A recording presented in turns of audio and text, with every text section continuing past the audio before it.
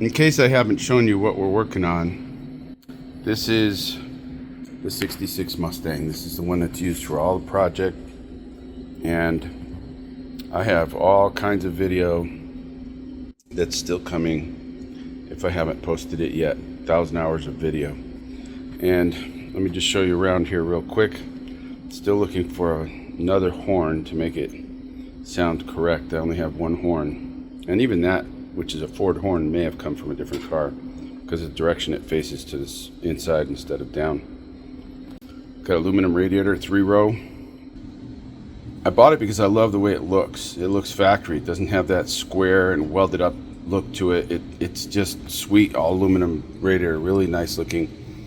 And it was not cheap. I think I paid $300 for it. I accidentally scratched this beautiful billet radiator cap by putting my battery charger on top of this. Can you believe that?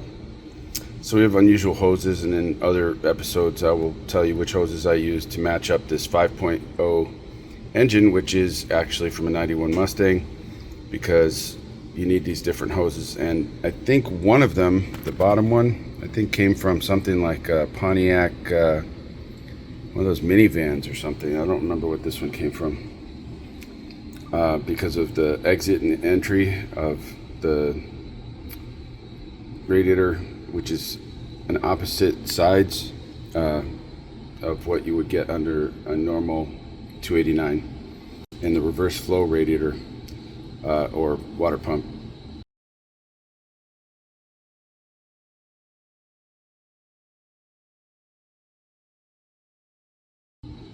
And so I have an upgraded alternator here. This is I'm not sure, I don't remember now. I did the upgraded clamp down battery tray, which they have as an aftermarket option. It's like a factory tray that's just had, well, it's factory style, and it just has these holes for the hooks to put this hole down. Original style, just a cheap replacement starter relay. I did my own little hose setup here for the intake, and I think it's kind of far away to have this all the way down here by the air filter, which I have way low.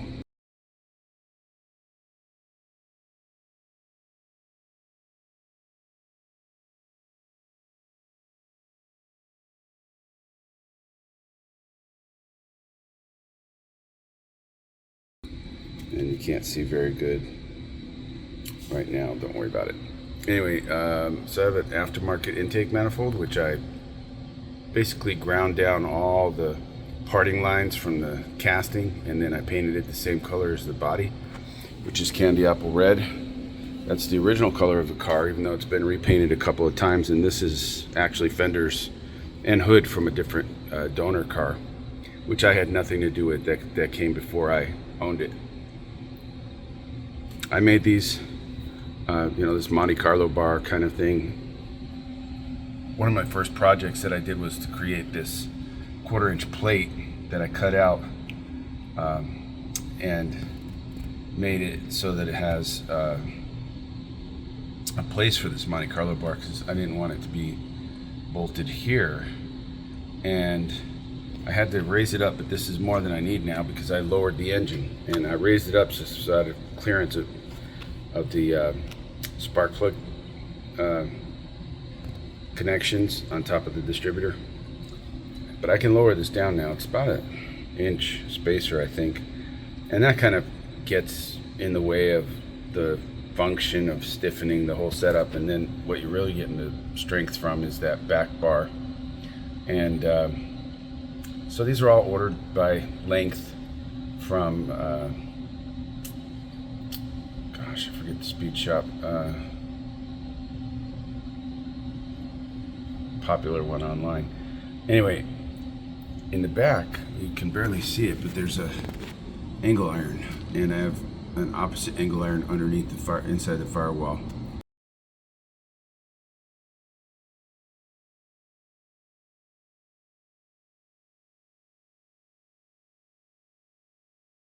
to strengthen that, because the original bolt holes, which you can see would be there, I did not use them.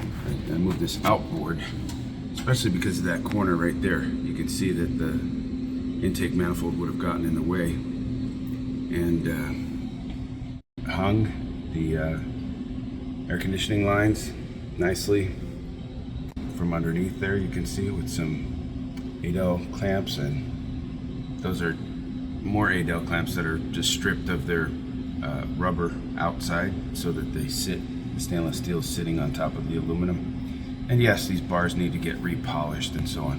Here you can see my clamp is on the feed line for the reservoir for the hydraulic clutch.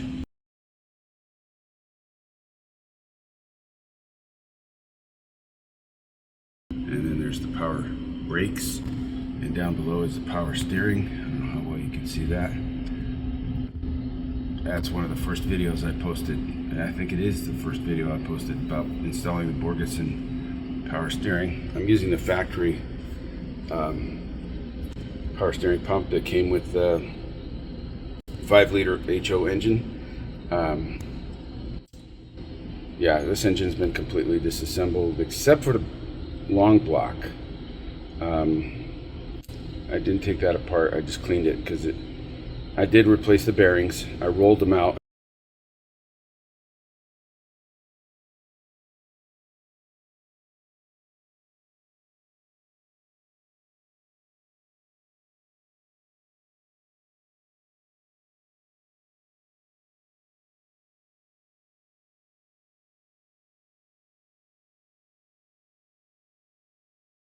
They were so beautiful it didn't need replacing, but I did anyway. This is an aftermarket air conditioner. I got a whole video set up from that, and that's how I cut down this bracket. So it basically made it invisible, because factory bracket rolls around and has mounting holes for the factory air conditioning compressor, which I did not reuse. But that would have been up here, and so I removed that. That's a aftermarket water bottle that I wanted to make look like it was in the right place and look like it was factory.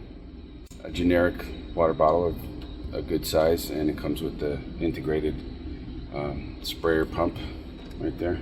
I ran the wires as much as possible like factory for the 66, but then of course there's additional wires because I put a few relays down here. This gets really thick because I have a heavy wire that goes down to the relays underneath this water bottle for high beams, for actually, let's see, 2 relays for high beams for the fog lamps, and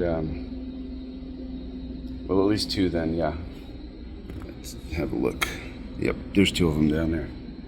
Hard to see, but let me zoom in. There you go. And then I have this aluminum overflow for my radiator. I've got the aftermarket fan, which is a cheapie. It's not a really good fan, so I still have yet to find out if it's going to do the trick. Which I wired the fan to come on when the AC turns on. Usually there's a separate fan for the AC. Worst case scenario, I'm going to put a mechanical fan in place of this one, and then fan shroud. But I hate to take away horsepower from the engine, because right now, and this is really close in contact, not in contact, but in space between the fan, which is really low profile, and that's why it's not a really high powered one, because you can't get as many windings on the fan motor that way, and this is the snout from the water pump. So that's the engine bay.